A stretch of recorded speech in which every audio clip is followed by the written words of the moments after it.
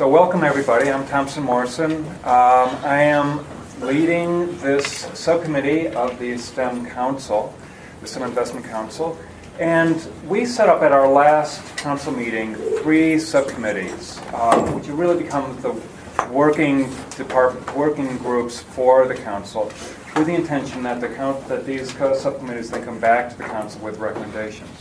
There was one set up around metrics, the evaluation of metrics. There was another subcommittee set up around advocacy, communication advocacy, and ours was set up around the strategic plan.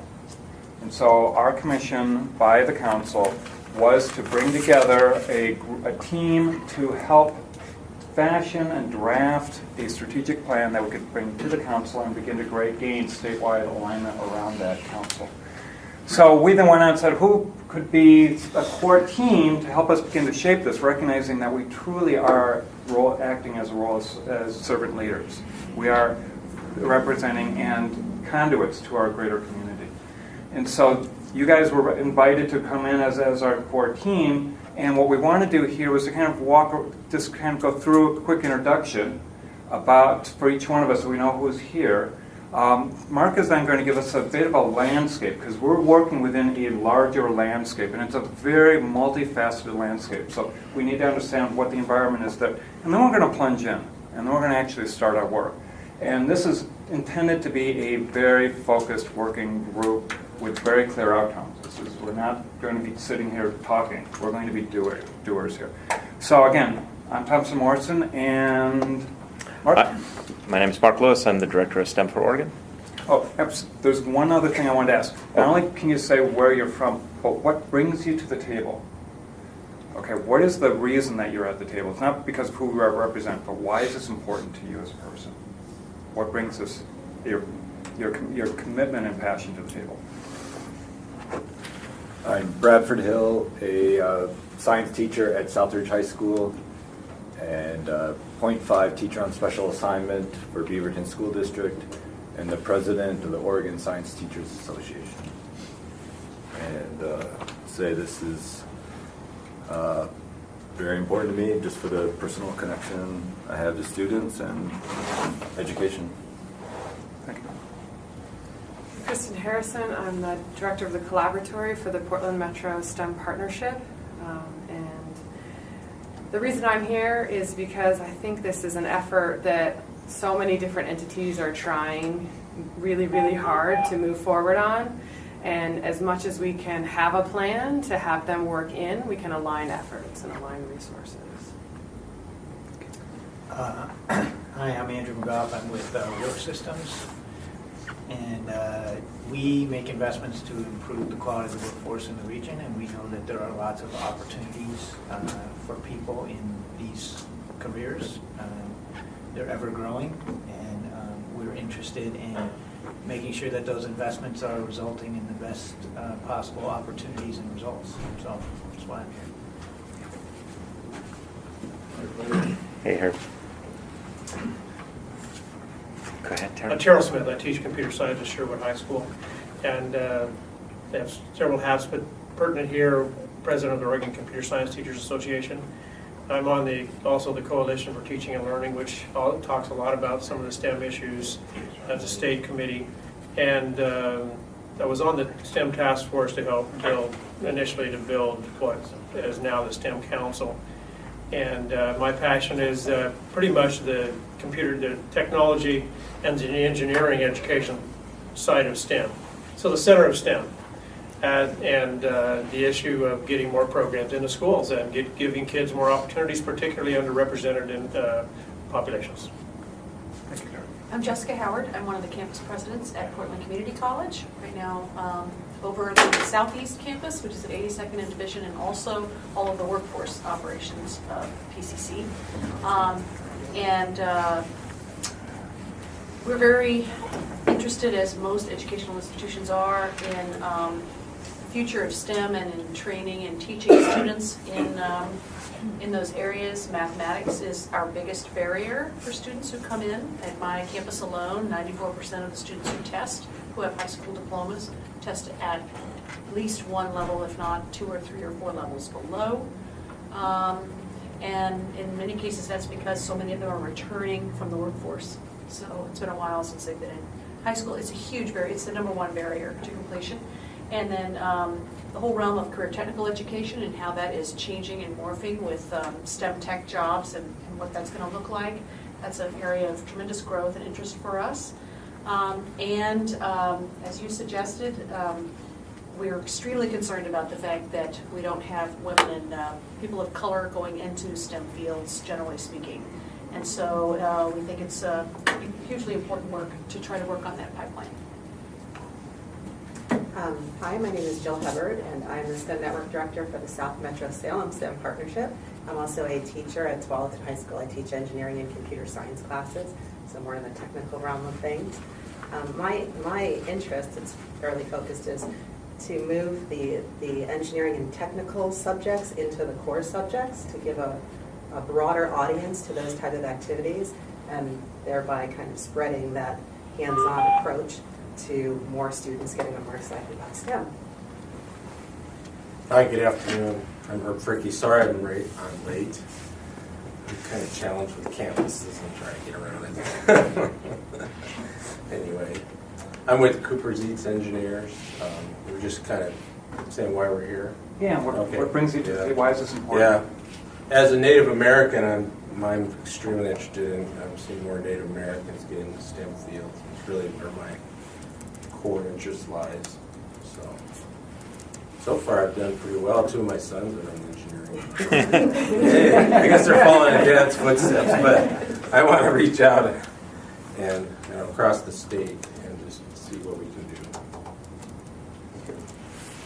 Online, do we have any more members of the committee? Of the committee, Craig Hudson, we're trying to connect, and Tom Thompson may also be on the line. Craig and Tom?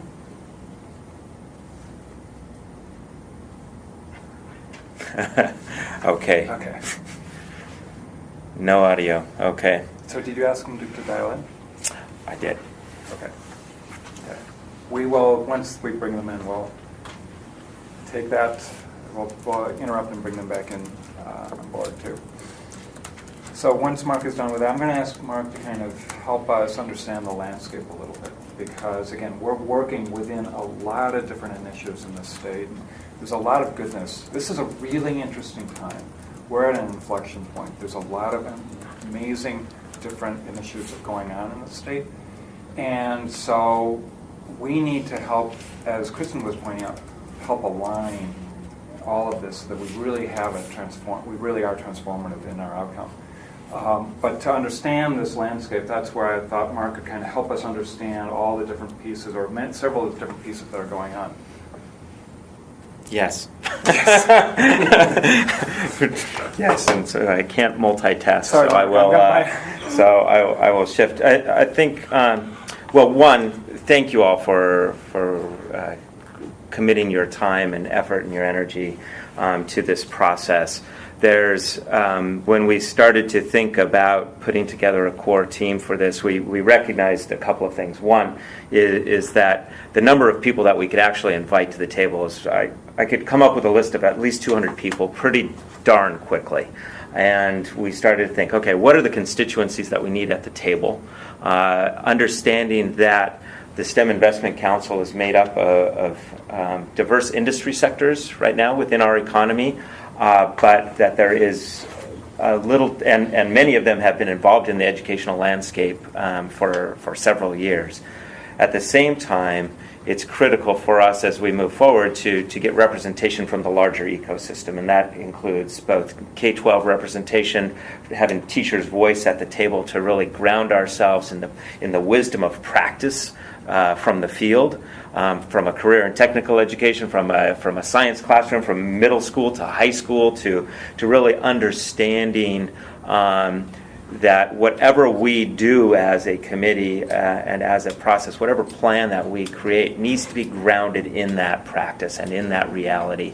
We tend to see strategic plans that are aspirational, and certainly whatever we come up with needs to be aspirational. It needs to have that common vision that represents the diverse constituencies. But in the end, it has to be actionable, and people have to see their piece and their role in actually achieving that vision and that outcome. And so we wanted not only to have the constituencies, but to have people who have that broader mindset, who understand that interconnectivity of what we're talking about. And that's why your names actually rose to the top as well. And there's several other people who weren't able to make it here as well. Callie Ladd, who's from Cairo School, working in the early learning space, doing some really innovative things in terms of trying to establish a school in Northeast Portland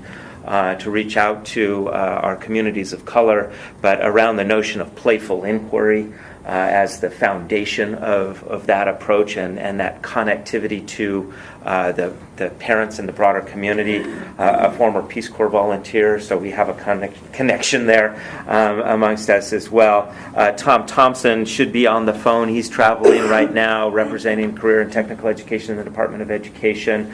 Craig Hudson, who's been very involved in these STEM efforts, bringing an additional STEM industry perspective to the table. And I'm Melissa Goff from Portland Public Schools from an administrative perspective. Also, Kyle Ritchie Knoll from Oregon Business Council and sort of the facilitator of the STEM Employers Coalition. And I'm forgetting.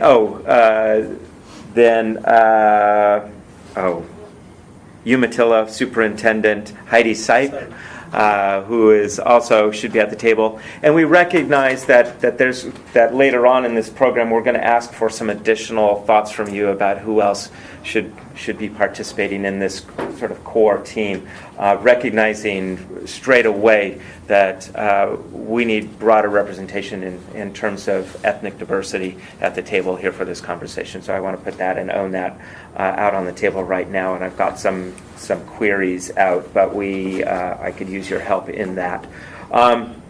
As Thompson said, that this landscape is quite broad. And we should acknowledge that there's been a tremendous amount of work in Oregon to date around STEM, and we're joining a work in progress. And so our task is to bring greater coherency around those efforts. And each of those efforts have moved our landscape and made it a lot richer. We've had the STEM task force. We had ETIC prior to the STEM task force, who was really breaking ground in terms of industry, education, relationships, and investments in the post-secondary environment. The task force who really laid the foundation for the STEM Council as well. The great work of the Portland Metro STEM Partnership and the South Metro STEM Partnerships to get things off the ground. We've had math and science partnerships in the state. We've had a tremendous amount of work in the out-of-school time space or the expanded learning opportunities. Ding! I got it, Joe. Thank you. Space. Oregon Ask has been a strong player. We've had 4-H. We've had the Boys and Girls Clubs. We've had Future Farmers. We've had a number of different efforts, and most recently the launch of the Northwest Girls Collaborative around STEM. That's an important piece of this landscape that we need to be mindful of.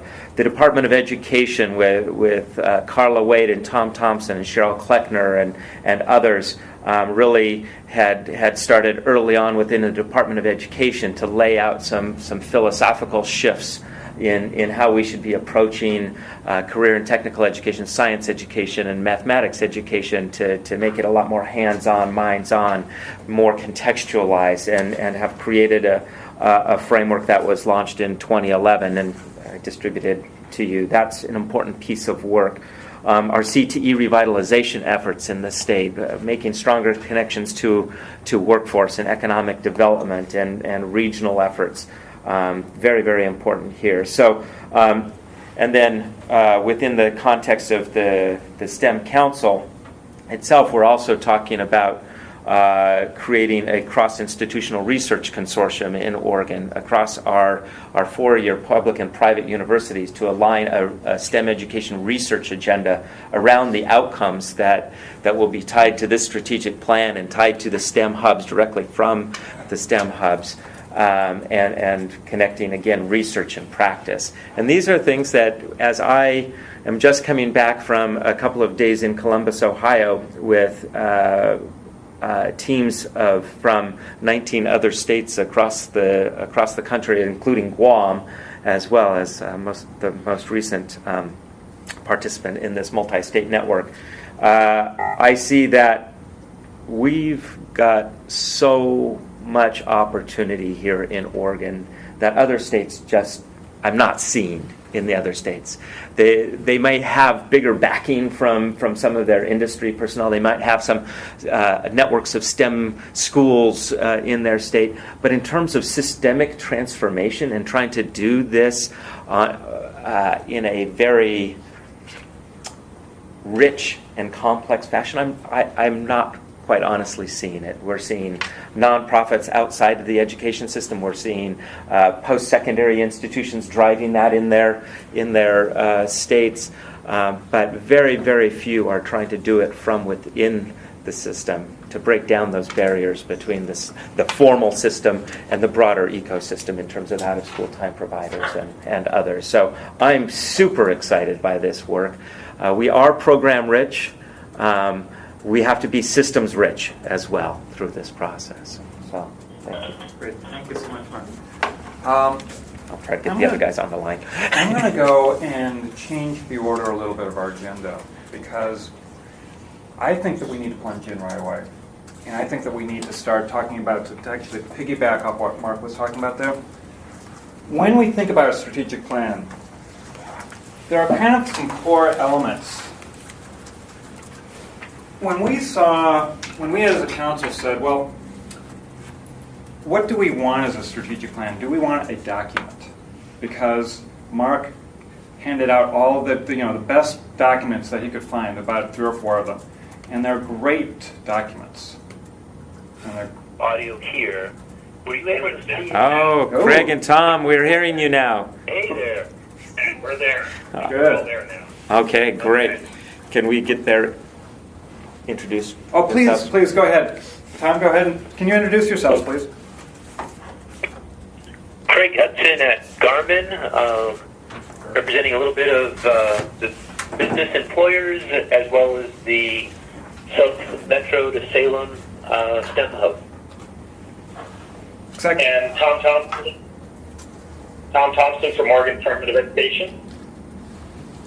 Wonderful, thank you. And we also have Kyle, who's joined us. Kyle, can you just introduce yourself a little bit? I'm Kyle Ritchie-Knoll, and I'm with the Oregon Business Council. So, guys on the line, I assume that you didn't hear any of the audio until now. Is that correct? That's correct. Okay. Well, so what we did is we went through introductions of the team here, the core team.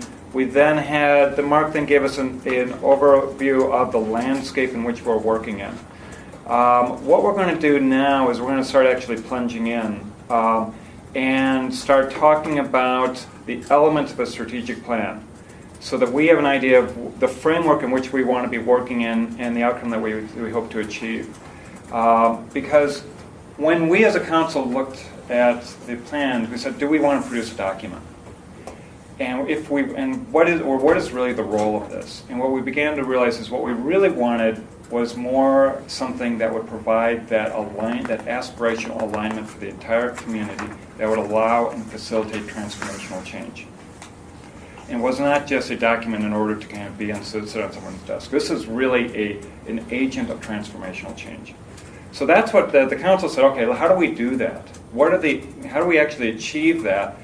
And as Mark pointed out, here in Oregon, there are things happening that are different than other states. And we have always felt ourselves in Oregon as perhaps being a little bit different.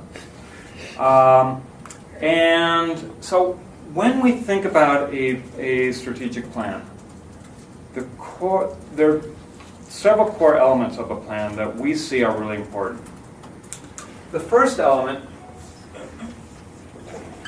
is that we need to have a vision. We really need to have a vision that is transformational. We have to create and define what the desired state looks like, because that is the North Star. And if we're going to start iterating and evolving toward that North Star, we all have to know what that North Star is. So there has to be a vision that we define that we all go, that would be so cool. And let's all go there. And it has to be something that excites us. That is not just an incremental change, but is truly a transformational change. So if we do that, that becomes extremely empowering. Because the next aspect of that is that if we're going to start on this journey toward a vision, we have to know where we're starting from. We're starting from a foundation of values. You've got to know what who are we and what do we stand for? What's important for us? Because that's what grounds us. And that's also what creates a sense of belonging. That we're all in this journey together. Because let's be frank, we are going into uncharted territory if we are truly going to be aspirational in the vision. Which is exciting, but it also can get sometimes a little bit, we're going to be at the bleeding edge a little bit. Which means that if we share the values and have that sense of cohesion around those values, then we know that we're all in this together, and that gives us an incredible amount of strength. Once we define those two pieces, we have to now really define goals. Because this vision is this kind of star, that North Star, right? But we have to say, in 5 years or in 3 years, we're going to be here. Sometimes in business we call it the BHAG, which is the big, hairy, audacious goal. Which is basically you set a goal that's uncomfortable. That is like, we can't get there doing the things the same way we've always done it. Because if you haven't made a goal that is really challenging, you're not going to actually have the process itself really allow for shaping. So we as a group have to begin to define these three pieces. We as a group also have to come up with understanding, okay, if that's our goal, that audacious goal, tactics, how are we going to get there? Remember Mark was talking about the piece that a lot of STEM stuff, a lot of STEM policy tends to be this, well, yeah, we really ought to be doing this, and this is really the right thing to do, and then there's kind of like, well, how are you going to make it real? We have to challenge ourselves. This is not policy stuff, this is practice. And we have to combine policy and practice. And what is the tactics that we're going to actually do to get there, and how are they all going to connect? This is where we're going to take all of these amazing assets and begin to align them and understand how it is that we leverage all of these assets toward those common tactics. The last piece that we have to do in our plan, in our strategy, is accountability. We have to go. And again, in business, we talk about KPIs, the key performance indicators. We have to define how we're going to hold ourselves accountable. We have to hold ourselves accountable to ourselves, to the team, to the council, to the state, to all of the citizens of the state. We have to hold ourselves accountable. I mean, this is if we don't do that, we will again have failed. So we have to say, we have to actually say, this is how we're going to hold ourselves accountable, and we're going to achieve that. And so if we go and put these pieces in place, we will have our marching orders. And we will know how we're going to be judging our success. So our goal as a team is to actually, within that framework, actually begin to take this apart and understand these. And so the next, Well, I was just wanting to ask, what other aspects, we sent out a couple of examples of other strategic plans from other states. Were there other components that you saw there in terms of these kinds of pieces that would make sense to actually also include and ensure that we have as part of our strategic plan? I have one that fits probably a bit under tactics, and that would just be defining roles so that the different stakeholders know which piece of it they own and where they can plug in. So for policymakers, for the business community, for educators. Exactly. Absolutely. And that's also where the accountability comes in, the sense of responsibility within each of those tactics. So they get assigned and everybody knows what piece they're responsible for. Right. Absolutely. I'd add to that, one of the things I noticed was some of the strategic plans were 1 year, some were 3 years, some were 5 year, and that kind of shapes this process. So to have in mind what the time span is would be helpful. Great. Yeah. So, Great. Andrew, did you have a comment? My only comment is, I think these are all way too complicated.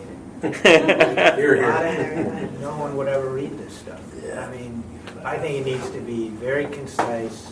If you can get it on one page, and everybody should carry it around in their pocket. They should know what we're supposed to accomplish and where we're driving in terms of those goals. I know it's hard, but these just struck me as something that, it's great exercise probably, but would likely wind up on the shelf. Is anybody going to disagree?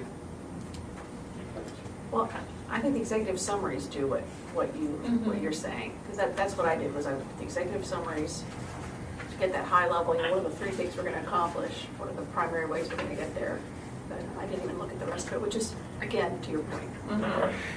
Yeah, I think for me that sense of clarity is perhaps one of those principles that we have for this that should guide us. It should be very clear and easily understood. Yeah. So why don't we actually delve a little bit more about those principles? What are the things, the aspects we want to make sure? All right, please. Sorry, just I think it's really important for us to also communicate the contextual environment or the operating environment, the current state of things as part of a strategic plan too. So given this is where we are and this is where we want to go. And I think a couple of those plans actually did a pretty good job of just summarizing what's the current state of affairs here and what's driving this. What are some of the shifts in the landscape, whether it's economics or workforce or education, that's compelling us to be doing this? And the STEM Task Force did a lot of that work previously. So I think we should try to capture some of that. Starting with the why, is that what you're talking about? Well, just to situate the rest of the plan in that and acknowledge the pieces that have gone forward before to lead up to this. And Mark, I would actually argue that, and again, these are not the chapters of what we're putting together. We're not talking about this as a structure, but this is what we have to begin to understand as elements here. And I would argue that vision, that's with, you've got to know where your current state is, and you have to know where your desired state is. And those two are really important, because then you've got to say, that's the aspiration, is to move from your current state to your desired state, and both of them need to be defined. But that is where you have to have consensus around those two. So I would totally agree with that. I also think we're going to end up with some competing goals. Like the business needs workers now. They need people in the fields now, but in communities of color, I think you have to allow some time for that to evolve and to grow. And you may not see immediate results there. So how do you balance that in the plan or prioritize? Well, or how do I like different that. people, different organizations in that play in the role? Like in sense of work systems may be closer to the higher point, whereas a K-12 may be in that talent development. It's not as if you're prioritizing one or the other, that you do them simultaneously. But you've got different organizations that are focused on saying, well, okay, Andrew, can your team really, your team's working on how do we get the talent into those jobs in 1 to 2 years versus how do we get those talent into the, what's our 12-year pipeline of talent development? Maybe that's part of our tactics is to, or one of our key principles is this notion of short-term and long-term outcomes, having certain ones time-bound or ensuring we're communicating that way. Terrell, did you have a comment? Yeah, I'm always interested in efficiencies. Some of this work's already been done. I don't want to spend all our time rehashing what the task force and council did. So if there's some way to move us to a speed of success, Right. rather than have to go through it. So just as we do this, well, how's the table look already? What's been said? So that our work is really important and moves us to another level. Right. And so let's talk about, let's get some of these, because these are all, so what I'm hearing, Terrell, if I could what are our current assets, in a sense? Because all of that work that's been done before is an asset, is a community asset that we have, right? So we want to make sure that we have identified our assets. We want to understand, in terms of the goals, how we are going to go and basically weave together our resources toward our goals, so that our short-term and long-term resources basically coordinate. What are some other principles that we want to, that as we start down this process?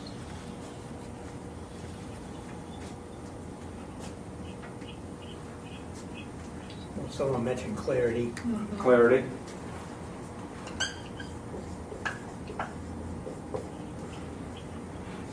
think you mentioned clarity. Someone did. It's a combination. Yeah. So we want to have this something that's very actionable, right? So can I put actionable down here too as another? Tom and Craig. Thompson, if we can interrupt for a brief second. Please. Craig Hudson online. If you would just ask Mark to adjust the camera a little bit, we don't really see the whiteboard very well. Is that Yeah, better? tilt it up would be great. Can you? Like that? That is very close to perfect. A little bit higher would be ideal. How's that, Craig? A little to the left? There you go. Ah. A little to the right. Well, my right, your left. I'm sorry. Yes. Or the other direction. No. Yes. Okay. Bueno. Big Bang Theory. Excellent. We were watching Thompson's. Well, we won't go into the details. Thank you, Craig. Okay, so what are some other principles that we want to actually have as we go through this process? I mentioned inclusiveness. Right. Really diverse stakeholder groups. So we have to be inclusive of all of our community.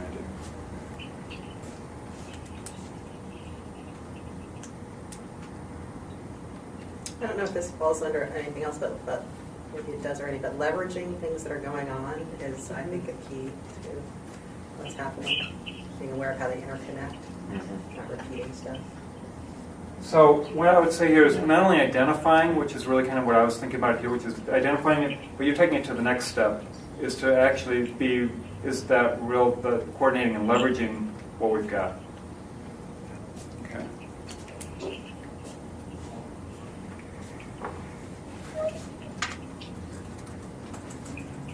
How about a sense of ownership? That we all, Need to see the whole themselves. community has to own the process.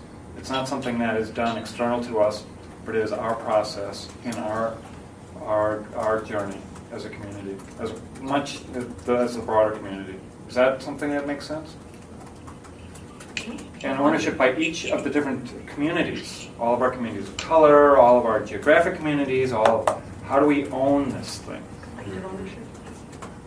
Collective ownership. Collective, that's a nice way to say collective ownership. I am going to be, my pen is running. Craig, I don't know if the red's going to be any better. Oh, yes. It's clever. You can see it better from here. But it started okay, and then it's... Yeah. Yeah, I thought it was... Okay, so collective ownership. I'm impressed by what Massachusetts did, actually, because they're on their second iteration of their strategic plan, and this notion of being iterative and not letting perfection get in the way of getting something down and started, I think is really important for us. The notion of revisiting. Yes. Understanding how these, iterative. So we wanted principles of being iterative. And have you mentioned, this is Martin, sorry for being late. Have you mentioned simplicity? So clarity we have, but also simplicity is also, do we want to... Thank you, Martin. The reason I think simplicity, when I read these that you sent to us, Mark, I realized, what do I do if I'm a community member, not somebody who normally reads these things? What do I do with this? Well, you can probably use it to start a fire. I don't know. I'm sorry. But simplicity, in other words, how do you make it actionable? Is that what you mean, Martin? how do we make it communicate. understandable to people who normally don't think in these kinds of categories, like strategic plans? Right. The abstractness of it. And it can read very easily across all of them. They all have the same kind of structure in a sense, but I wonder what a practitioner on the ground would think about this. So the question becomes audience, right? Or who's the audience for this thing? And how far do you want to go with audience? Well, Who needs to understand and embrace it? one could argue that if our aspiration is collective ownership, then that the audience has to embrace, when we define the audience, has to embrace that intention. Right. And so we're not just talking about the policy level within a state legislature. That's what I was going with. We're talking about the teachers in the school. We're talking about community members who are doing after-school programs. What I'm hearing is this duality of a great strategic plan. One hand, it needs to be sort of an implementation framework and vision and setting out actually what we're going to do, but it also has to be a communications document. Yes. Right? And so there's a huge communications role here, and that's going to be some of the bleed over into the communications and advocacy subcommittee, just like as we're looking at goals and outcomes, that has to be part of the interface with the data and metrics subcommittee as well. Yeah. And these together, if done well, should help it resonate with an audience quickly versus reading it thinking. Some of the other ones I read and thought, who has time to do this? That a practitioner in the classroom would think, who has time to spend writing this stuff? And that can't be what people see when they read this. Because I can't believe people spend time writing this stuff. It has to be, that actually makes my work better, easier, faster, more efficient. It actually has to initially be seen immediately as an asset. So, Kristen, can I put a label on that? Feel free. Creative. It has to be a document that inspires creativity. It has to be something that says, wow, I can do something with that. It is something that ignites that, as opposed to... Inspirational? Inspirational? Inspirational. There you go. Yeah. And accessible, though, right? Right. It has to be accessible. Yes. And relatable too, like the community, the rural, reservation community versus an urban high school. Everybody has to see themselves in the mirror.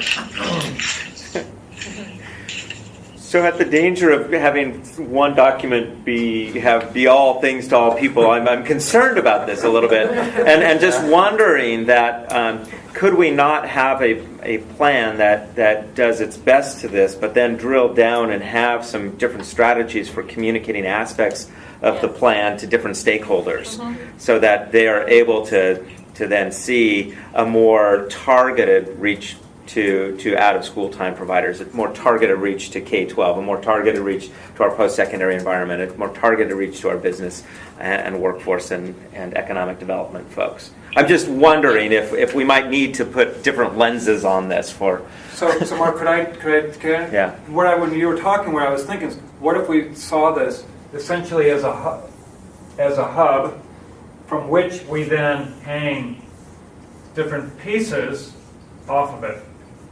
And the Academy solved this by having the big thing, the source document, and then we had derivative products that would speak to specific audiences and extract for them what is relevant to them. But it all tied back to the core document. Yes, that's right. Which is, in a sense, when you have, this is essentially kind of the mandate or the... It's interesting. When the software industry was transformed in the way that we worked, because we had an old model of doing things, which was called the waterfall model. And you basically designed all your specs, and you went through this long chain of things, and you delivered.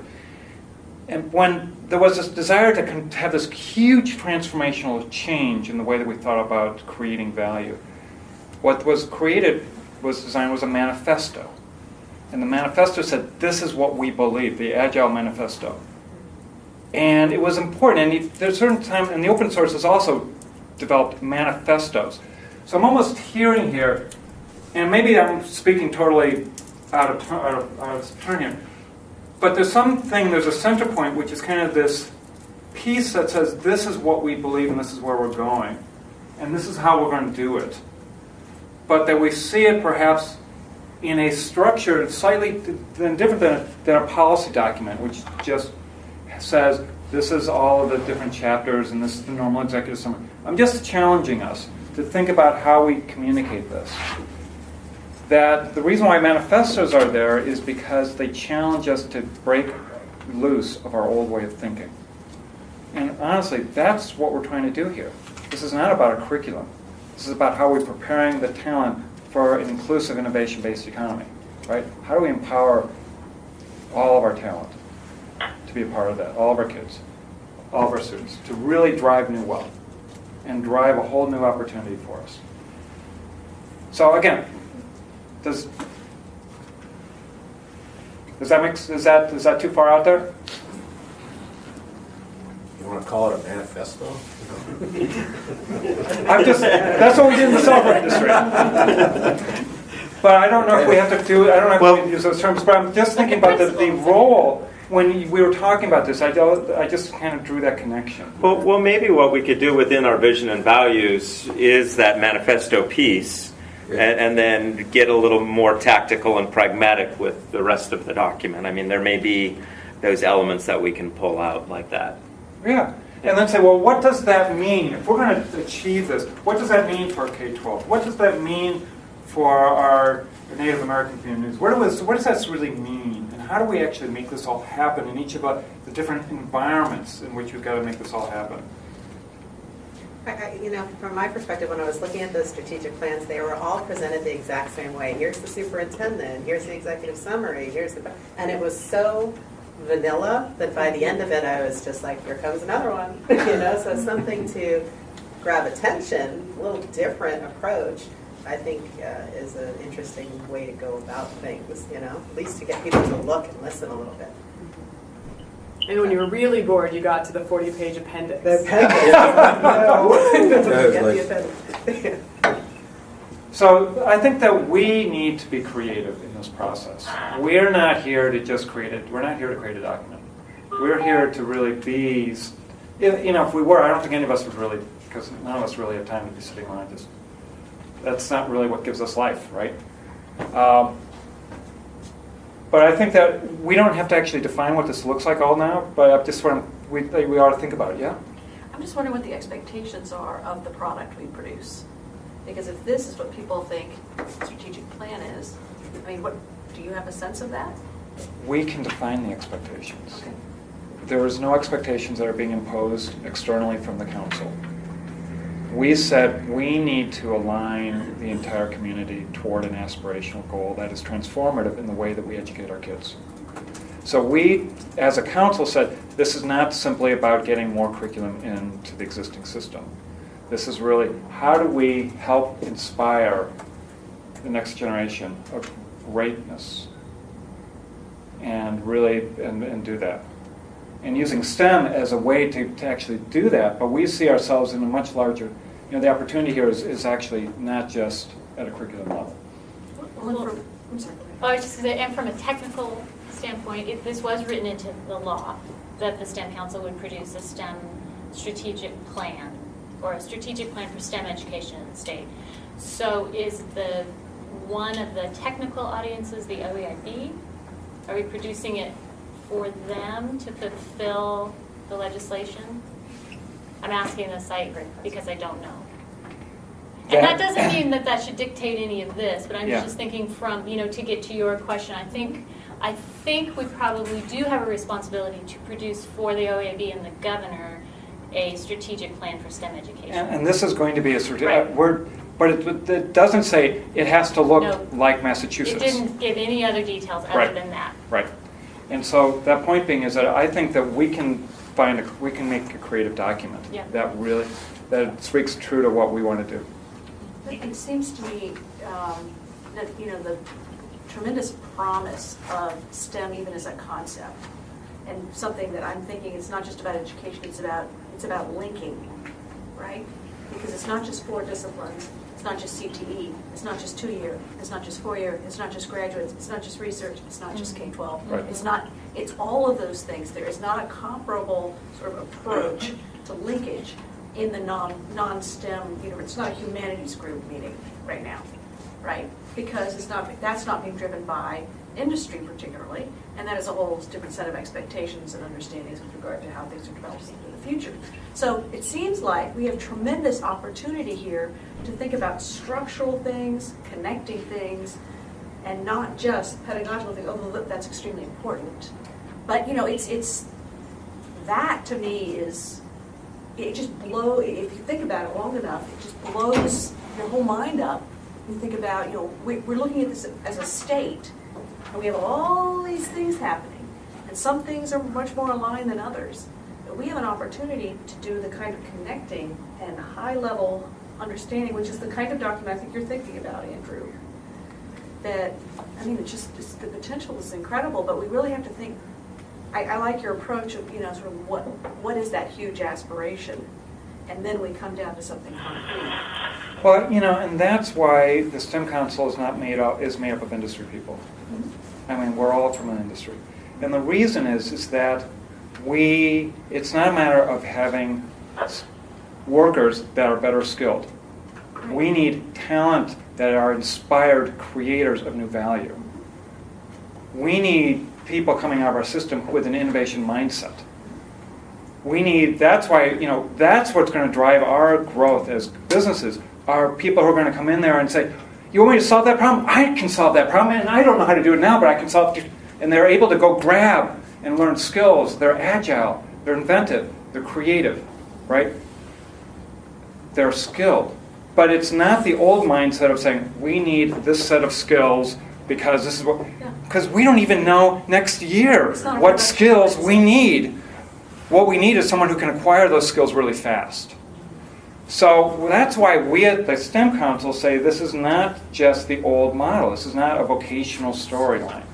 This is an issue that we need all kids graduating from our schools to have this innovation mindset that allows them not only to have a growth mindset, but they also have a maker mindset and a team mindset. That's what we need. And yes, the fact that they have these core skills are really important. But that's why, in the technology world, we talk about talent now. We don't talk about employees. We say we want, and so that's why, to your point, we're not looking at this in the old way. We're saying we have to think about this in a new way. And it's not just, let's get this curriculum in place. And that's why what Jill was talking about, how do you get this thinking, this project-based, creative problem solving to all kids in all disciplines? How do you do that? Because that's what we need. So that's how we kind of look at it from the council perspective. Herb, correct me if I'm wrong, but that's kind of how we've been really discussing this. Yep, they're on tap. Can we add the concept of providing or trying to bring inspiration but also support to bear? Because I think, if I think about the players, and we have the districts and the out-of-school providers and the mentors and business, a lot of them, they need something to aspire to, but they also need supports in order to actually do things to reach that goal, to provide it. So I think the idea of helping people be inspired but also well supported to move is key versus just an aspiration or just inspired. No, absolutely. And that's why we have to start with the aspiration piece. Mm-hmm. But our tactics are about how to create the ecosystem of success, right? If someone has an intention, how do you plug them in? How can they be plugged in? And so say someone has a desire to be a mentor. How do you take that individual and have them be successful? Well, there's a training that they need support to be successful. It's not a matter of plugging them in, but how do you be successful? That's all the pieces that we're going to have to be putting in place. Because we realize that we need to break down the walls of this classroom. There has to be a lot of open windows. So the kids see what's on the outside, and the folks on the outside see what's happening in the classroom, and we learn together. So that's one of the things that we've talked a good bit about. Is there anything else on this principles that we move forward on that are we good to kind of move on after this? Is this fairly comprehensive? I think we got a long list here. It might be implicit, and maybe it's there from where I stand, and because I came late, I don't quite see it, is the idea that it's actor-oriented. So we talk about this, you have the spokes there in your model, but the idea that but actionable is one thing, but I oftentimes miss that it's really specifically targeted towards a specific actor identified within the ecosystem that we're talking about, that then says, Right. it's actionable, you identify you as somebody who needs to do it. Yeah. Right. I mean, maybe actionable really says that, and that's okay. But just want to keep that in mind. But oftentimes I don't find it specific enough. That too. People The can roles. identify It has themselves to include as roles. a person or institution that lives in that strategic plan. Yeah. And can we call it defined roles in a sense? Yeah. Yeah, we've got to go and say, okay, who's going to take this piece needs to be taken. There's the old organizational development model that every single tactic has to have an R and an S and can have an I on it, right? Who's got the R on that? Who's got the responsibility for that? So when an organization say, I've got that R, who's going to have an S? Who's going to support them in that, right? Who has an I? Who needs to be involved? In a sense, we've got to get to that place where we say, okay, who's got the R? That piece of that puzzle, and organizationally, and even within that, I'll take the R on that one. I'm going to do that one, and I'm going to commit to that one. Does that get us to kind of where you're going to? That's what I had in mind, yes. Yeah. So we can then turn to Jill and say, okay, Jill, do you have the R for developing that platform for connecting, right? Andrew, do you have that R for that? For be able to do that training. In other words, we kind of go and say, yeah, I'll take that R. Or at least within constituency groups, Yeah. like the legislative roles and the K-12 roles and Yeah. Okay. business industry. Okay. So, if this is kind of the principles by which we're going to be working, why don't we take and start fashioning out the vision, that aspirational goal, that aspirational North Star, to say, wouldn't it be cool if, and this is when we get to be audacious, right? This is blue sky audacity here, right? This is transformation. How would we begin if we've been involved in this for a long time? This is really important for us. But if we were to say, wouldn't it be cool if, eliminating any barriers to that, what would it be like? What would that vision look like for us?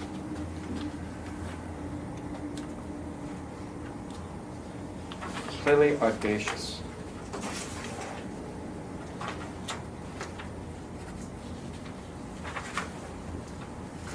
Everybody got into the pro school at OSU.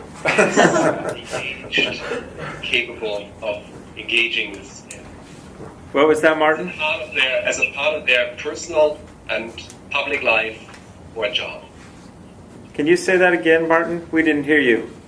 Oh, an Oregon where every citizen is engaged in STEM as part of their personal, public, and professional life, and has the ability to, the capacity to engage if choosing to do so. So STEM is integrated into everybody's life as a tool set, and it recognizes that we're not talking about just people getting jobs in STEM.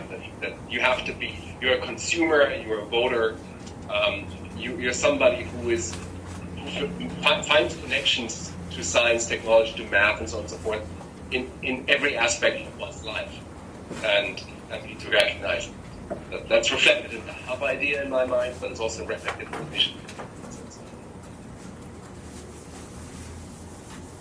so in a sense of universe. I'm going to be hard pressed for another pen here. Joe, can you help me? Yeah, see if you can steal one somewhere, because I lost this one now. So we're talking about all Oregonians, not just students in the pipeline or next generation, Martin? Who's the who in this? What do you mean? Are we talking about, so you were talking about an organ where everyone, Yes. so that to me sends two different messages. I'm wondering whether we're talking about the individuals or a state of organ. I mean, are we writing this toward the economic prosperity, or are we talking about the individuals or the relationship between those? I'm talking about a healthy Oregon. I'm talking about a sustainable Oregon, about a state that is a cultural entity, an economic entity, and a social entity, where individuals relate to the overarching community that they're part of. We are, because we're charged with Oregon, take that as the boundary. We're not talking about Idaho. And it's all of it. And within that is, when we think about schooling, for instance, we need to be aware of the fact that there are parents, that there are other actors and influences. And so that's why I'm focusing on a healthy, sustainable Oregon that has everybody involved in the notion of education, because everybody's a learner. Because everybody's a learner who's empowered with a STEM tool set. That's correct. So everybody's a learner. Does that go back to everybody's an innovator? That sense that we're creating that innovation-based economy? I would argue that everybody's an innovator and a creator in their own life, depending on whether it can be small innovation, it can be big innovation. But I had that argument with Lenders and Foundation. That everybody So just be a creative person in your life, on the job, or in the way you interact with others. I would add, from a employer's perspective, our best employees are ones that are creative, innovative, and communicative.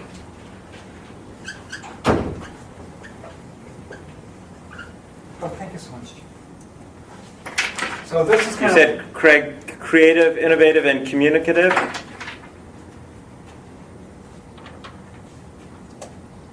Yeah, I hate to dwell on those C's. They've been kicked around in many circles, but innovation and someone that can think, dare I use the word outside the box, someone that can be innovative in how they approach problems. There's never a single solution, and so much of our K-12 education is one solution is the only answer. I would add to that, Craig, if I could add to that, persistence. So you're not giving up immediately, you're kind of like going for a goal. We're getting to that word cloud that we checked. Where is it? I confess I have not been part of a lot of these STEM conversations, so I may be throwing out stuff that is very already done or whatnot, or ground that's already been trod upon. But to me, it's about, as the gentleman said on the phone, it's about critical thinking, it's about problem solving, it's about engagement, and it's less about tool set for me. That's a more difficult thing for me, because there are a great many people who are, I've read somewhere that the majority of CEOs, regardless of the company, are humanities majors. Part of the reason that that's the case, I think, is because of their ability to communicate and critically think. Right. And I think when we talk about STEM, we're not talking about STEM and them. I think we're talking about an entire way of approaching the focus on innovation and connecting these aspects of mind work with industry and needs and that sort of thing. But it's more than the topics themselves, to me. And STEM, frankly, feels like a component of that. Like, if I were to put in the middle, I would be like, business and individual prosperity is really what we're all after here, right? Economic prosperity and everyone. For individuals and communities in the state. Yeah, individuals, communities, state, whatever. So it's really about prosperity. And the assumption is if we train more people or more people have STEM skills, those are jobs that pay higher wages or create new jobs that pay higher wages. So to me, this is like transformational, but about the broader education system and delivery mechanisms. It's not just about STEM. It's about how do we deliver education services in a way that result in higher levels of creativity, more innovation, you know, all those other things. It's like, well, how does, so I'm just having a tough time pulling STEM out of that whole idea of reforming how we educate and skill people up. You know? So I'm gonna pause here because this is a really important issue for us to address. Because are we going to focus on STEM, or are we going to focus on that larger issue that Craig was talking about and that Andrew was talking about, which is really the inspired talent, the inspired and empowered talent, which means that STEM is a piece of it, but critical thinking and all of these other aspects, you cannot say, because again, in my own mind, so you know where I'm coming from, I've never liked the term STEM, and STEAM was kind of a lame kind of extension of that, right? If you add the humanities, it's STEAM. STEAM, because That's it's the looking Yiddish at it, word. in my mind, it's looking at it from the wrong direction. It's not looking at it where are we starting from? It's where do we want to go? Yeah. What's the? Because I look at it from a business perspective. We need talent who can walk in and say, "I can solve that problem for you," right? And I don't know how to do it right now, but I'm going to pull together and work with the team, and we're going to go solve that problem.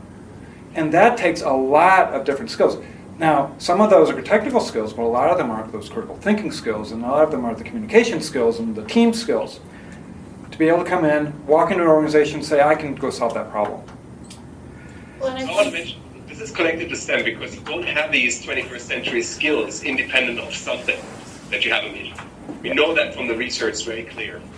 You can be very critical in thinking about French literature and have a focused critical bone in your body when you think about drugs and take.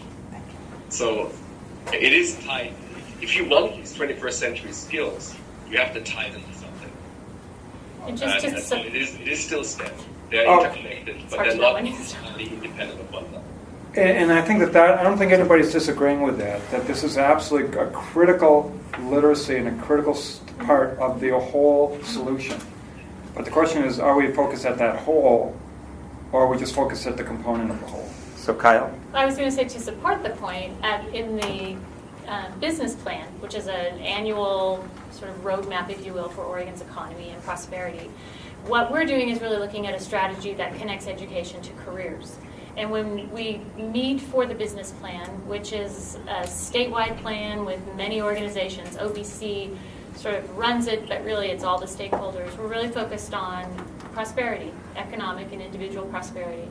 We're focused on creating jobs and raising incomes, reducing poverty, and connecting education to careers, because we see that as the key to bringing people out of poverty, which will raise incomes and create jobs. And without this holistic approach, I don't think we'll ever reach any sort of, North Star vision, because you really need that. You need that economic and individual prosperity. We happen to believe that it's STEM and CTE, and it's that economy that's going to take Oregon there. Yeah. So what if the entirely inclusive approach is seen as kind of a iteration 2 or an iteration 3 and focus? I'm just thinking if we look at the number of players that we all, are looking to align, and then we take STEM out and blow it open. No boundary. It's so many entities to try to work with. So what if we, just to narrow the scope a little to everyone in STEM, what if we try to have the vision, the plan, the measurement tools to show incredible progress in that, call it a box if you want, and then use that as a model to bring others in. But who is in the box? How do you define the box? True. Are the trades, is a welder in the box? Because industry Yes. will tell you they are. So that box is sort of morphing and the edges are getting kind of flexible, and so it's a tricky one. Agreed. And the nature of So- manufacturing. But I understand what you're saying too, though. I think there's several things here that are really important to note. One is the challenges of the terminology in and of itself, the acronym. But we are creating a STEM plan for the state. So we are embracing that acronym. That's one of our boundaries. Okay, so that is, we're talking about STEM here. We have an opportunity to define STEM and to broaden people's notion of what STEM means. But this is a STEM plan. And if it's a foundation and if it's an entree to something larger, I fully and wholly support that. As many of you know, when I go around and talk about STEM and ask people of many, many audiences, not just at the STEM Leadership Summit, but I ask, what are those critical skills, dispositions, attitudes, characteristics that make one successful in STEM fields? Nowhere on there is good at math, though it should be. There's critical thinking, problem solving, creativity, persistent, grit, communicative, collaborative, a sense of agency, willing to take risks, a lifelong learner. There's thousands of terms that we should try to capture that inspirational aspect and those notions of one's personal agency and dispositions toward this, while also tying it, I think, to the bigger picture of what are we trying to. This is situated within an economic prosperity initiative, quite honestly. But it means something more to us. So our vision should try to capture and bridge those two things. Yeah. Well, and if, as a way to get from the STEM box or whatever it is to something larger, the first comment, because your question was, what's this huge aspirational, what's the most that we can hope to do here? What's the great vision? You immediately throw the web, out as far as you can, and then of course the very first comment, and I don't know who it was, it's one of the gentlemen on the computer. Martin, I think it was. Yeah, said something about having STEM become an aspect of everyone's life. I think that way, sure, it's in this science, technology, engineering. It has certain, places in the school system. It has certain things. Things are in boxes already. We have some perception problems to work on. Yes. But if through that education, and through that experience, and through linking up all the things that we have, someone is then able to approach inquiry differently and approach problems differently in every aspect of their life. That's the big goal. That's the coming out and affecting everything. Right. But you start here, right? This is sort of the place where it happens, but it has this tremendous all through life effect. In a sense, it's a key that unlocks the door. There you go. And it's a key that unlocks the door to new possibility.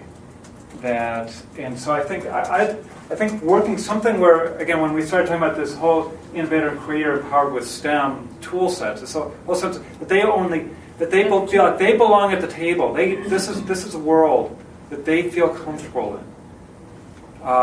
So that if you have that key, that's pretty empowering, right? And having that key allows kids to see that, envision themselves in new ways. Tara? I work in a business that's very massive and slow to change. So when we look at this big global changing of the system, I don't have 20 years to do this. So I'm interested in focusing back to the narrow STEM concepts and create a broad vision within the narrow STEM area. And then that will begin to spill into other systems. But we can move the needle for the big system by staying focused on what we are charged to do. There is a goal statement or a goal vision statement here on this page, and it covers a lot of the things that we've been talking about. And so maybe there's a frame that will help us move to getting something down here. Good. I just wanted to, when I look at what's on the board and then the word vision, what's on the board to me is more attributes, but a vision is like student-centered. The program comes to the student as opposed to the student going to the innovation programs, which is the model that exists today. Certain students get it, a lot of people don't. And so vision, or maybe it's just dear to me, and the vision is more access somehow has to be included in that statement to all students somehow. Right. Right, because I think that's practically where we've fallen short too. It's like, you know, music is gone, shop is gone, all of this stuff that I think most of us grew up with in the public school system sort of went away. And so practically, it's like, how do you create more access to aspire to those other disciplines or those other skills, you know? Right. So that goes back to the whole sense that the access is universal too. So that this is something, these are skill sets, these are mindsets that all kids have an opportunity to partake in. But we know on solving a problem, it's not going to be a one-man job. So every problem usually has a team, and somebody on that team is usually the visionary or the kind of the big picture guy. And there's always the technician that you get involved. I mean, there's all parts of in the real world where anybody can fit into that somehow. I mean, it really can be a broad approach. There's more to that than mindset or general skills. Because if you go to the liberal arts college, you get that too. What's specific about STEM here? I want to go back and say this really is within the context of certain kinds of disciplinary boundaries or topical or phenomenological boundaries. Yeah. But we should recognize that you can get some of the generic skills, the 21st century skills, in some other ways. And we're not saying STEM to the exclusion of other approaches towards learning and being. Yeah, I think that I'm daunted by the whiteboard and my own piece of paper. You know, when I'm thinking about what the vision should do, one is it's an aspirational goal, but I want to connect this thing that we have a bit of a tension between the individual, and I think that our vision needs to acknowledge and recognize and be somehow pivot on the individual while also connecting to the workforce and prosperity piece, or driving an innovation or creative economy in Oregon, or somehow connected and help make that connection between the individual's attributes and their contributions to society and their community and to a prosperous Oregon. So I think that that's the dynamic that I'm hearing across here, that it needs to contain the student and some skills and their own sense of agency, their personal life, as you said originally, Martin, they're engaged in their personal, professional, and public life. But I'm hearing these different aspects of that dynamic. Mm-hmm. Is that true? Are others hearing that same thing? Or am I off?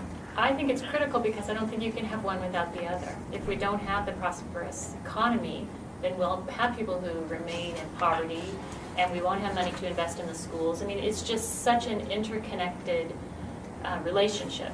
So in my mind, you have to have the individual as well as the economic prosperity. So whatever our vision statement ends up doing, it's got to connect an individual to roles within the economy and their community. Right. And we know we have a lot of students who are sort of caught in that opportunity gap who can't take advantage of what the economy offers them now, even. And so I think we also have an obligation to make sure that the vision addresses that particular issue. Exactly. And that they have the access, the opportunity to be basically empowered with those. Great. So do we want to sort of try to do an iteration on this and sort of try to go back and have a pint and mix this up and put something out for you all to then go, yeah, no, that's not the right tone. What about this on? Because I feel like we could probably swirl, or did you want to rest in this space a little longer? I'm totally with you. Okay. I think that's where we're at. We have to go and take a draft that it will recognize that we will go and iterate this thing several times. And we don't want to overwork it, but we do have to have something to say, yeah, that feels right. That has the right aspirational feel and includes the pieces that I feel comfortable with. So we'll come back with some ideas on how that might look. And then we can go through some bunch of revs on that. That's right. Okay. Can I ask a question to you? Did you as a group talk quickly about the draft from 2011 or whatever it was that that we had in our inbox and could read about Oregon STEM? The Department of Ed. From the Department of Education, we haven't talked specifically yet on that, Okay. except in terms of trying to capture key elements of what we read in different places. Because I was curious what the group thinks about that thing. But we can do it another time. That ties into T's comment, right, about Right. there's a vision here. Should we start with that and see what it says? Or do you want it to be not cut and you want it to come from this group as opposed to some, I'm not sure what you had in mind with that, you know? The vision that's in the ODE draft. First page. I welcome insights into this as far as folks who are a part of it, or is it seen as, I mean, because if we can stand on the shoulders of giants, let's stand on the shoulders of giants. And if this thing has key areas that are missing or flaws or something, then we can know and mitigate those. But- So I welcome. I think it's important to note that the Department of Education framework is written very much from a K-12 centric perspective, and I think that there's really critical elements of that in terms of framing out and envisioning a pedagogical approach and the necessary teacher supports within a system, a formal education system. So I think that we can certainly draw upon this, and one element of our strategic plan, I think, needs to be very educator-centric and support. So I think that needs to be a piece of it, but cannot embody the whole. Does that make sense? No? I'm a teacher, so. You're a teacher, right? Yeah. Well, this is it. I mean, for me, this is the education is the collective responsibility. It's not just the responsibility of our formal education system. It's the responsibility of everybody in our communities. It's the responsibility of our business folks. It's the responsibility of our nonprofits. It's the responsibility of our parents and grandparents and others in our community, the elders. Policymakers. Yeah. Everyone has to feel their place. Policymakers and That's where infrastructure is built around, though. Yeah. K-12. It is a critical piece of the infrastructure, yes. In that ecosystem, it certainly is a critical piece of that. And this is kind of the vision, well, it isn't kind of the vision. This is the vision that we've put forward to the STEM hubs to embrace. And we want to, I think, mirror that as a state. If we're going to harness the assets of the different aspects of that ecosystem, then again, if it's just a K-12 focus, then business says, what's in it for me? And I'm tired of investing in K-12 because it's a black hole, and we've invested billions and billions and billions of dollars and hours and years and years and years of efforts, and nothing has changed. Or very little has changed. And that's a legitimate concern, and it's a legitimate criticism of what has happened in our education system, knowing that there's phenomenal educators out there who are working hard every single day, and that our business folks don't understand what the education system is doing and the cultures and the constraints within that education system. Our job is to open that whole system up so that people see that we blur those lines between community and classroom in a very intentional way to get these outcomes for students. That's the only way that we're going to transform this. Honestly. Versus the idea of skirting the system in some way and doing it outside. We can't do it outside the system. We can't do it entirely within the system. We have to do both. That's the only way this is going to happen. Does anybody disagree with that? Write that down. No, I mean, no, yeah, please do disagree with it. because this is really fundamental about what we're doing here. Andrew? No, I don't disagree with it at all. But I thought something that Herb said earlier was, it might have been Herb or Thompson, someone, but there's like these organizations and efforts on the short term. Like, I'm an employer, I need someone today. How do I deal with that? How do I fix that? It's really sort of the space that we play in, really on the adult side. And then there is this longitudinal sort of long slog transformational stuff. But there's this immediate need as well, and I don't think we. Yeah. And frankly, I think we often lose. We get sort of consumed by the educational enterprise, Yes. which you mentioned is a big old employer. It's tough to change. It takes a long time. And we all know that, but it is the infrastructure. It's not going anywhere, and we have to figure out how to make that work more effectively. Right. But we shouldn't lose sight of having those immediate returns, because that's what will keep business at the table, in my view. Yes. Yeah. They have to know Agreed. that we're doing both. Agreed. And But it's probably practically better to approach them somehow separately. Well, what I'm hearing and from learning though, from each other. is this one of the a couple of the dangers that we have in terms of barriers is this pipeline mentality. Okay, and if we're really thinking about this as a pipeline, which many people do, of the formal education system, and then goes on from K-12 into community college into 4-year, or directly from K-12 into 4-year into industry. That's just not true in this day and age. It's a false paradigm, if you will. The other false paradigm is this bifurcation of our education system between the academic track and the career and technical education track. That paradigm has to be completely blown up as well. Those And paradigms are extremely compelling. they're compelling, and they're strongly embedded in our cultural mindsets and in things. And then the community college as a less than option, even in our 40-40-20. Those sorts of things I think we have to get pretty explicit about that in terms of the context in which we're dealing with and how we're going to shift that.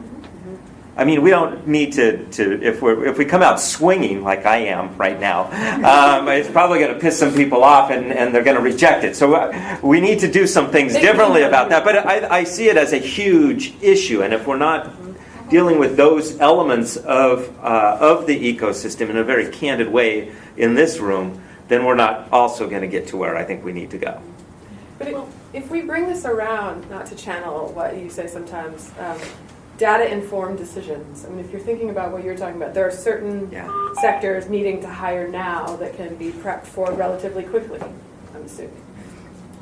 If we look longer term, there are projections on where things are going to be growing. So if we're going to put opportunities in front of students to give context, that context might as well align to an industry sector that's growing versus one that's not. If we're going to give them examples, we might as well, make some data-informed decisions. So versus like STEM all the time, quick. I mean, we can actually be kind of strategic. There are things that that in 5 years we have employers that need, X, and that requires a 4-year degree or a master's. Right. Okay, we need to back that up and say, what kids are we talking about? So in a very simple way, you win a baseball game not only by hitting home runs, but by hitting singles, right? So you've got to know that you've got to have someone up there to go for the home run. But the singles are really important. But I also think, and ultimately, we don't know what the jobs are going to be. That's the whole point of STEM, right? Is that, these guys are going to be really smart to go out and create all these new jobs that none of us know about. And that's really what you're talking about, getting more people prepared to think in that really high aspiration in a way. But in the meantime, there are lots of opportunities. We know where the growth is, and we know where big opportunities are. Right. There are things that we can support lift up. individual prosperity, that support economic competitiveness. So, And I want to, sorry, go ahead. Oh, I was just going to say that unlike in decades of old, people are expected to have a lot more careers now. Something like 7 or 10, or many more. I think my numbers are all off, but I mean something like in the first 10 years after college, students are expected to have this multiple kind of jumping around. So again, I think we love that pipeline metaphor because it's got a beginning and it's got a track and it's got an end. But the reality is, I mean, community colleges. I think at PCC we've got something like 80% or a very large majority of our students are not coming straight from high school, and so and part of one of the characteristics of STEM is that it is a very rapidly changing environment, right? So we have to be thinking about this in and out and in and out and in and out, and not just this. And I would also argue that the other paradigm is to get rid of the paradigm of the single vertical.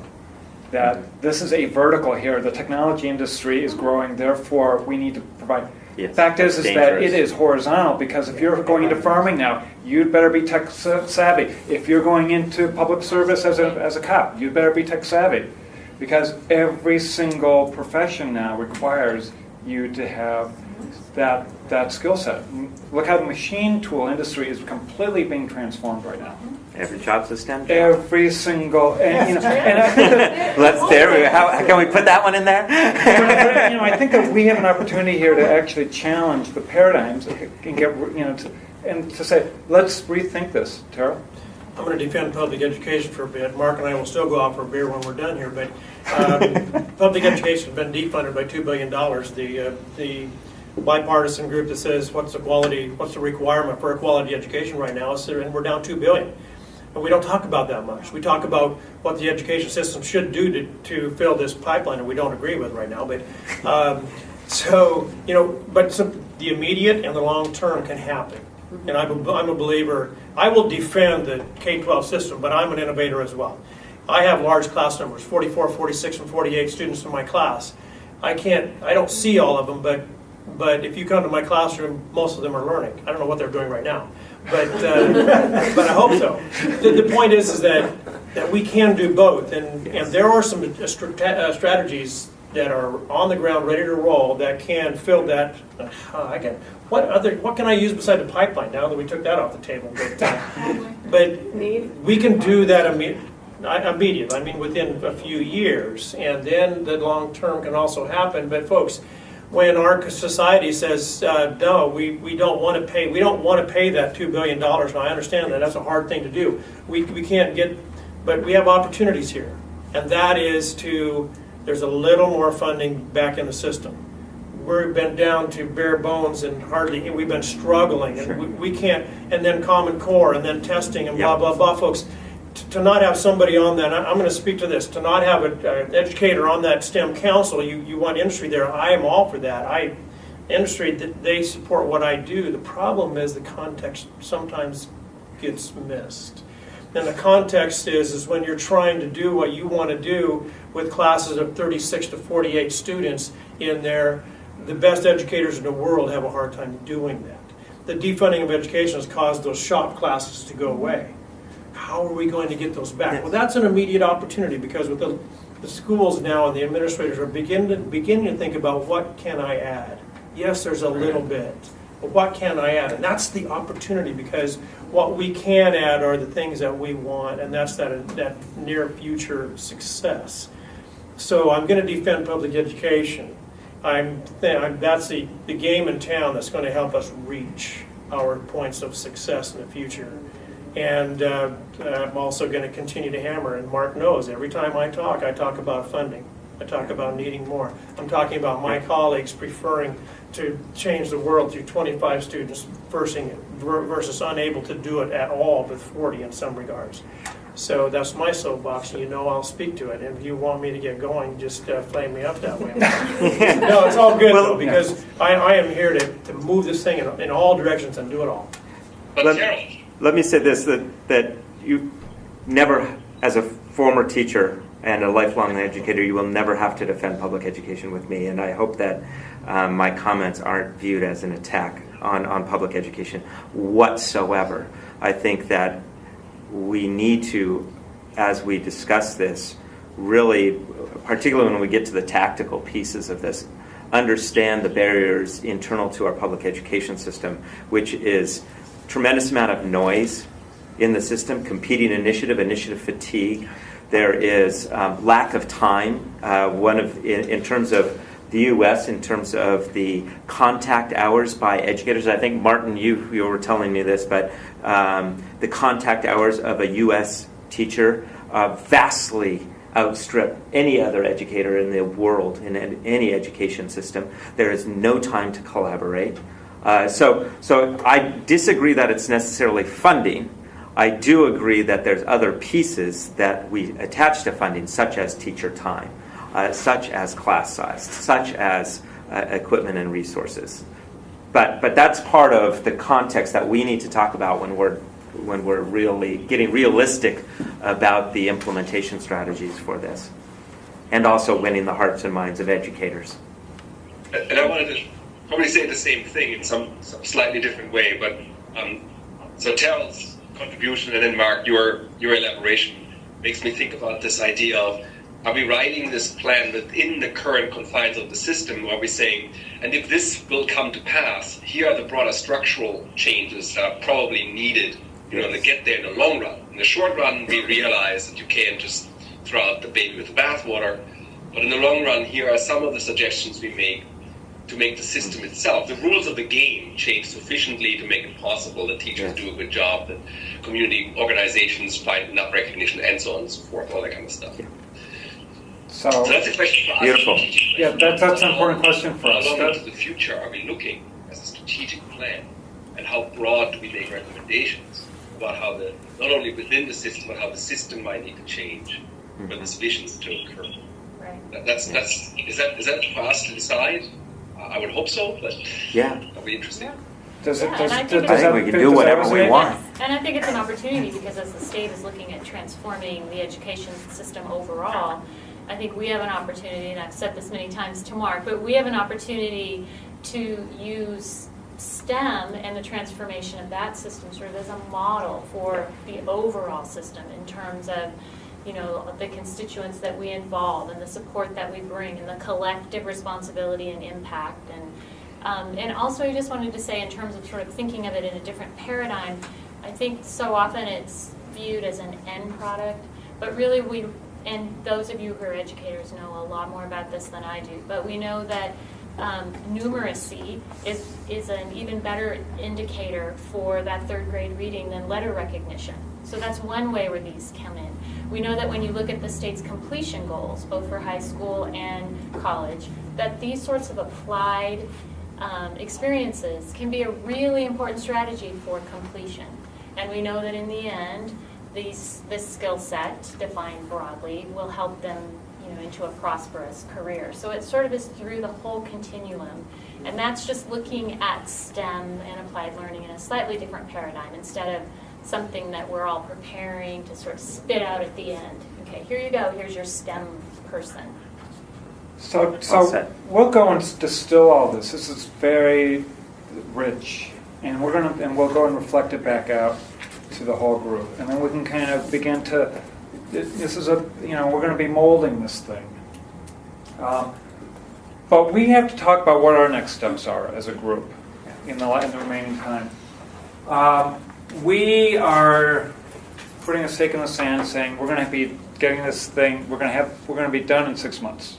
Okay, let's get this thing turned around in 6 months. And that means actually produce whatever it is that we're going to be producing. That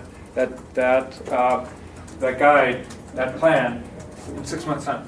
If we look at this in kind of an agile model, and we say, okay, let's break this down to a series of sprints. How do we do that? How do we start to compartmentalize that and say, what are we going to do in the next 6 weeks?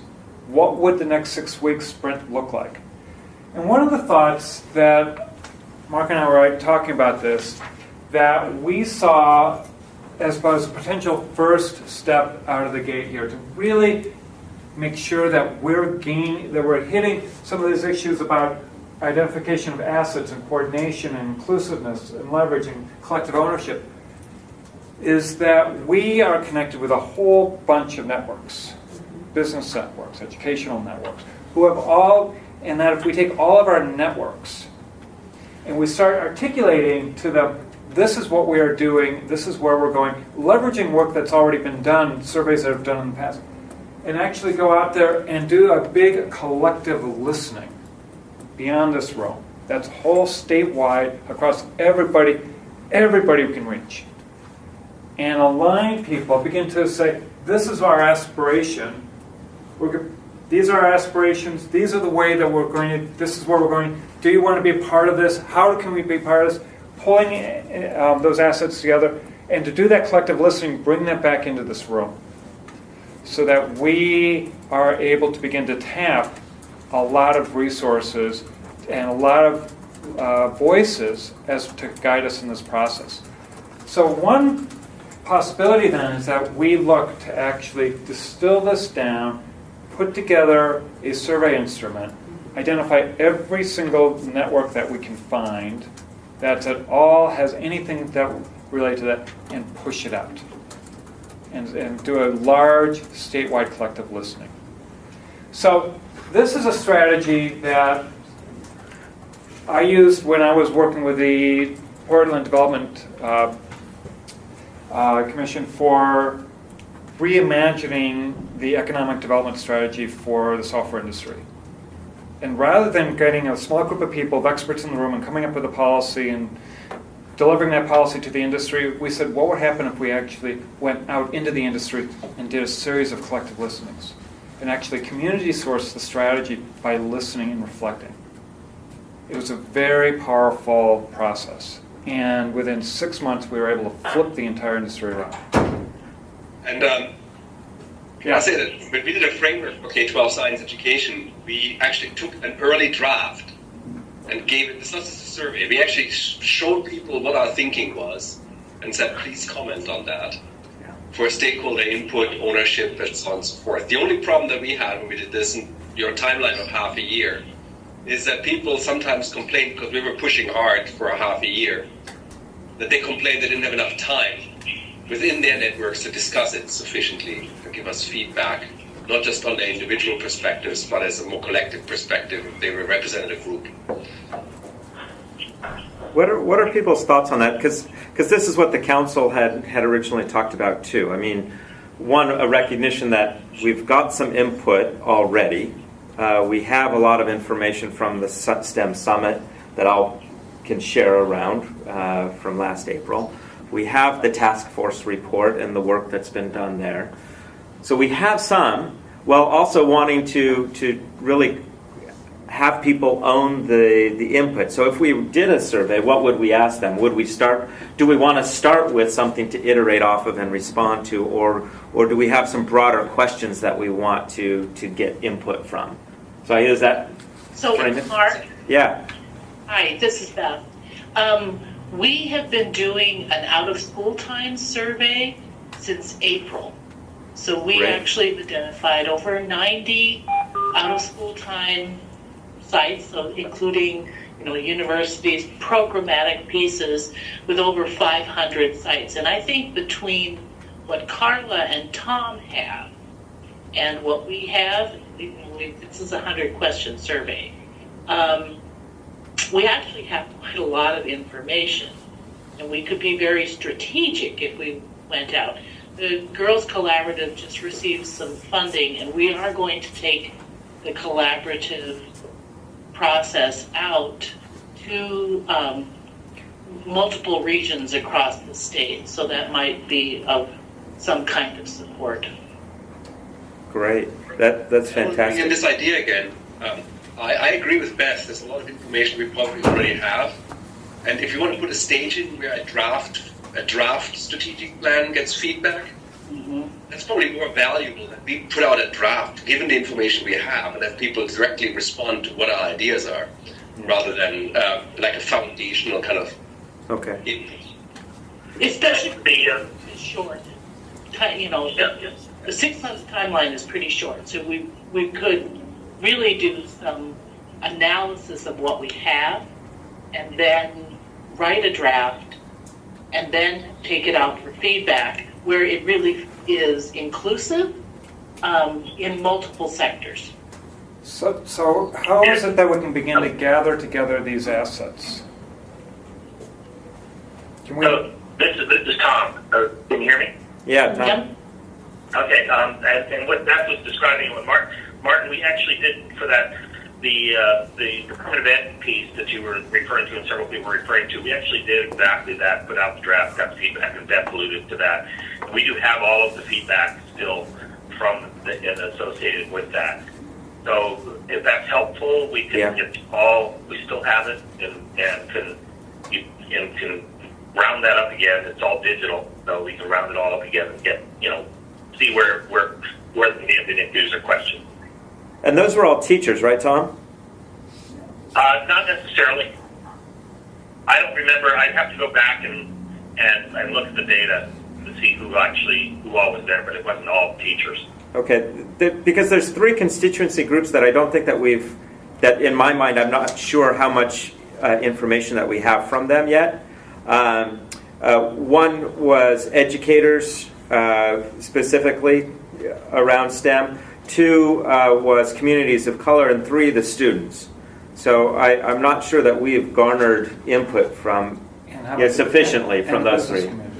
I think we've gotten a lot of information from the business community. The STEM Employers Coalition wrote a piece that was fed into the task force and was a companion piece to the task force. And the legislative side, we've got workforce and economic development information and data and feedback from them. So we've got an awful lot already from those places, I think. And I think you're right, especially on the last 2 examples. I think we didn't get a lot of feedback, if any, from students, and definitely this was not sent out with a really clear plan of how to address diverse communities. So it was kind of thrown out there. So there's definitely some gaps in that.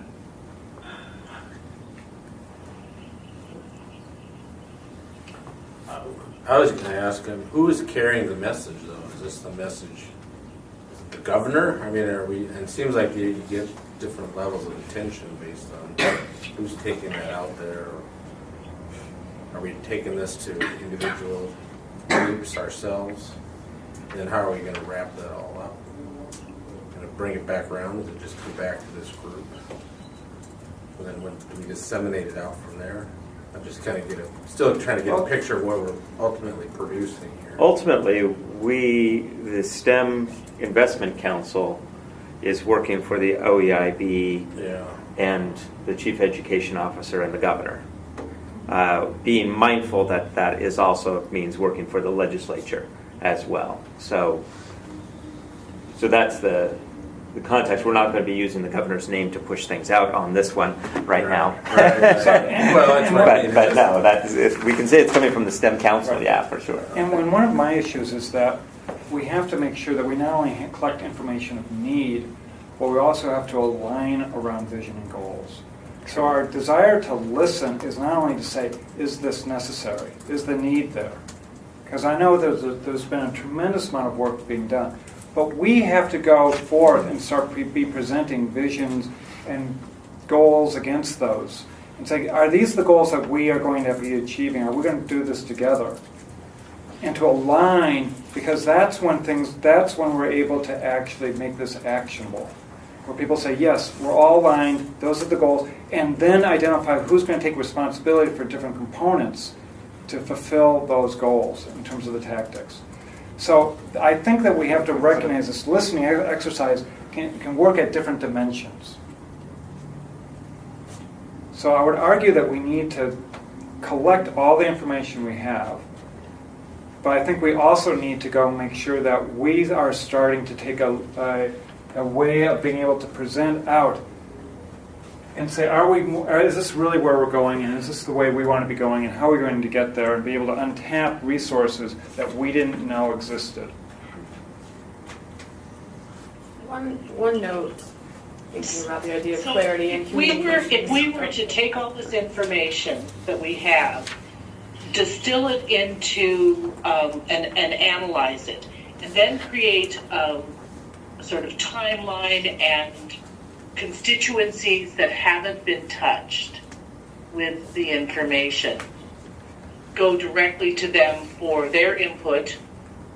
But I think that we as a group need to really firm up a timeline of actionable items. So what are the items that we need to actually start defining? What are the tasks that we need to have in this?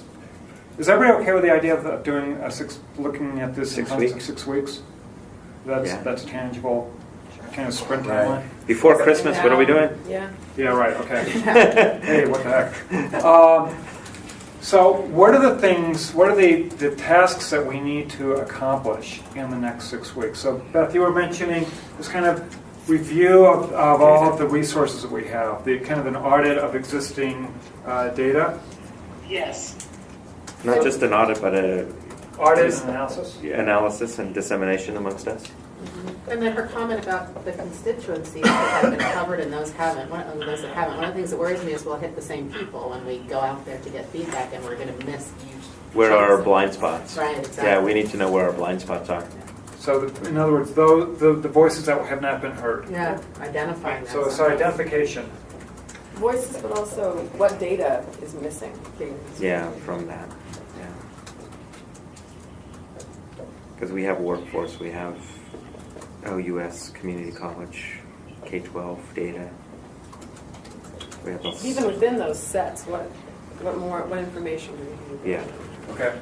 One comment that the idea that is it coming from the governor, is it coming from, I can tell you from people in STEM education, including districts, they have no idea how the STEM Council relates to the OEIB, relates to ODE, relates to Nancy Golden, relates to the legislature, the governor. They're just like, it's another. It's another. It sounds like another. Yeah.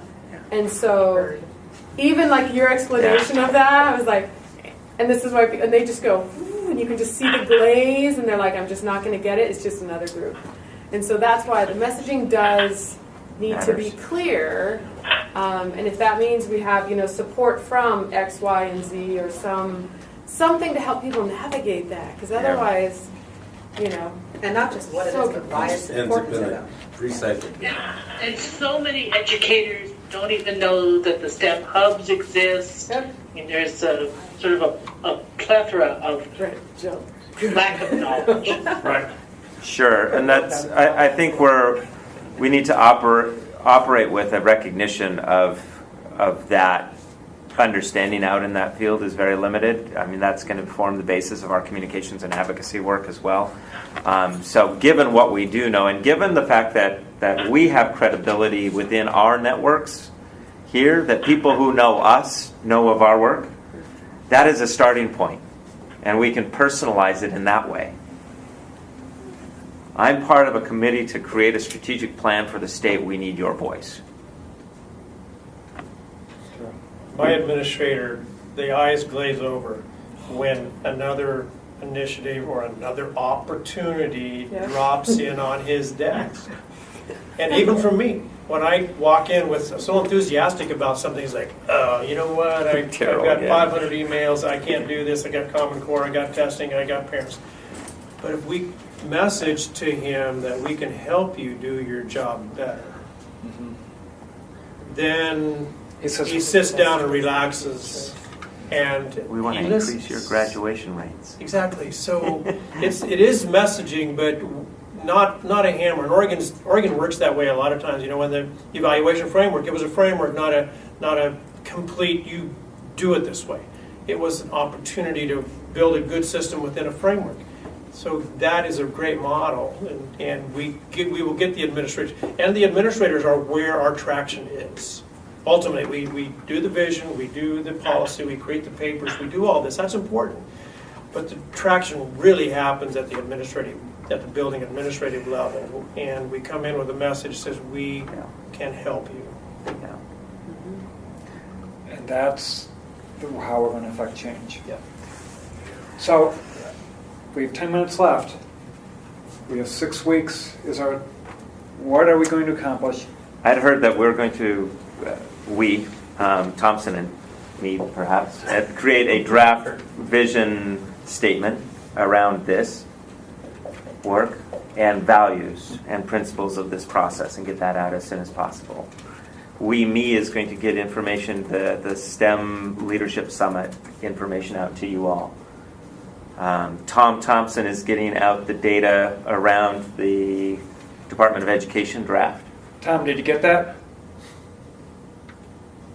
Still there, Tom? Or was it Beth?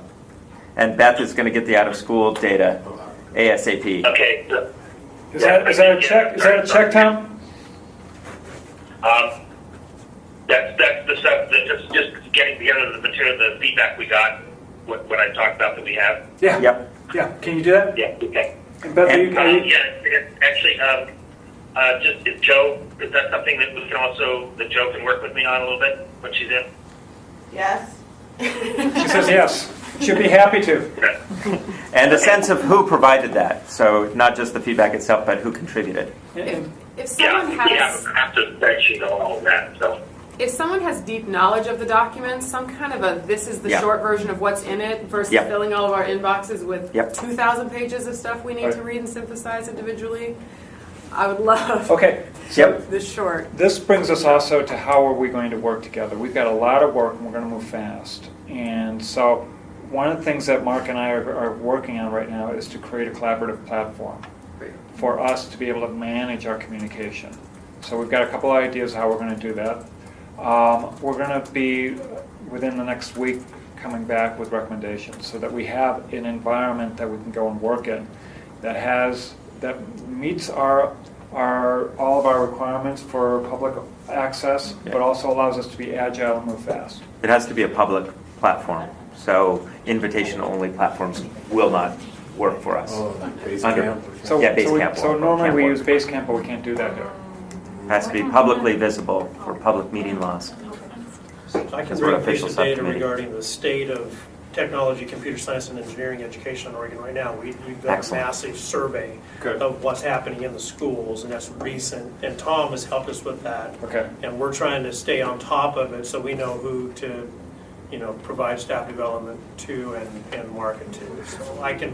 State of computer science in Oregon. Exactly. Could you include the AP recently released AP stuff as Yeah. well? So I want to know then, once we collect all of this, are we going to then identify the communities we're missing, and are we actually going to reach out to those Work on communities? that. Is this going to be? Go ahead. Well, I was just asking, are we going to, within our sprint, be able not only to identify where the holes are, but actually try to reach out to those? I'm committed to reaching out to the commissions and communities of color to try to get representation in this process. It's a challenging time of year to get their input. Yeah, it's going to be hard. That's why I want to be realistic. I need a person. We gotta have something to Or bring to them, persons, too, multiple though. persons. Need Well, something so they to bring to identify. them. Didn't we say that we wanted to analyze what we have, come up with a draft, see who's missing, but then haven't directly give input to the draft rather than provide background information? That we acknowledge that we won't have all the information we need. Our big push to the outside world happens with a zero draft, like some early thing that we acknowledge is very early and requires and actually benefits from getting people's input. So Yes. following Martin's thought there, is our goal in 6 weeks to have that initial draft ready for, is that what it's going to look like? Some initial framing of this. I want to know what success looks like in 6 weeks. What's realistic? I think we could have a draft of vision, values, beginning goals, Some with initial- beginning tactics. For in some 6 weeks. initial framing. And maybe identifications of Yeah. holes. Yeah. Right. But not ready for public Oh, consumption. no, this is not public. This- No, but even to push out for input yet, that's not in the 6 week. Well, that's what, so, I think that's second 6 weeks. Yeah, it's the second So we've sprint, learned second to sprint. sprint. so what is it, I want to know what we are holding ourselves accountable to have for success at the end of 6 weeks. An internal draft we have that we can agree. We have an Internal draft that Okay. that we're ready to kind of then look forward to taking external. But okay, so that's what we're going to commit to. Can I just add, including tactics? I'm sorry. Yeah, I was going to say, well, how many of that is? I think what I was hearing, Kristen was getting down to goals here. Okay, I think some tactics will come up. I would suspect we have some tactics in our minds now. If perhaps we can include that for people who, particularly some of the educators, when I say educators, I'm going to be inclusive of our educators that are in the broader community. Okay, so if I say educators, I will say formal educators if I just mean teachers or faculty. Right. Does that make sense? So the tactics that are effective within your domains, from computing science and CTE, STEM, from Tom and Terrell on that, from science and mathematics, that would be great. And it could just be tactics to consider. Yeah, and that's right. I don't think there's any harm with having some initial thoughts. And this I can has some speak to sex. Right, but some initial, just to get things started. Okay. cheating. Yes. So if that's what we're going to do, we're going to do this. We're going to gather everything in here. We're going to find out where there's holes. We're going to begin to draft out this. And by the end of our first sprint, we will have a draft that has been internally reviewed that encompasses the first 3 How parts. about a draft for internal review? For internal review. So we don't actually have 6 weeks, really, unless we're I know, all working okay, over okay. Christmas. And thanks. We are, I'm sure, but Yeah, as far as but- officially. Specify something important in the 6-week time frame, Yeah. which is this draft may have alternate versions of something because different people have different perspectives and we haven't resolved that yet. And I think we should acknowledge that in the draft. Yeah. That's the important procedural What was thing. that? We capture divergent thinking at this point still, and not convergent thinking. If we can agree on it. Martin, can you repeat that? Because that was an important point. So I would argue that in 6 weeks we are still potentially divergent in our thinking, meaning there might be alternate versions of ideas or ideas that we haven't really yet figured out which one is the more important Good. one, and so there might be components of the draft have areas in it where we say this could be this or it could be that. We're Yes. not quite sure yet. I Wonderful. absolutely Thank you. agree with that. Again, what we're doing is that this is basically going to be a kludge. We're going to combine this stuff as a first iteration just to get something formed, recognizing that not all of the issues have been thoroughly discussed, vetted, and resolved. Relating to tactics, are we all bringing tactic ideas in, or is someone being the collector of tactics and then goes from there? Because like another hat, the hat I wear at Oregon Computer Science Teachers Association, we've been working on tactics to move the needle on a number of CS and engineering programs in secondary and elementary schools through Code.org Yeah. and through our trainings and PD and everything.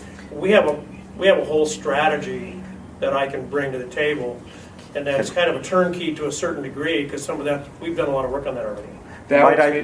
Might I suggest, Joe has done a lot of this work over the years in terms of capturing some of this, that we filter our knowledge base, on some of those tactical pieces to Joe.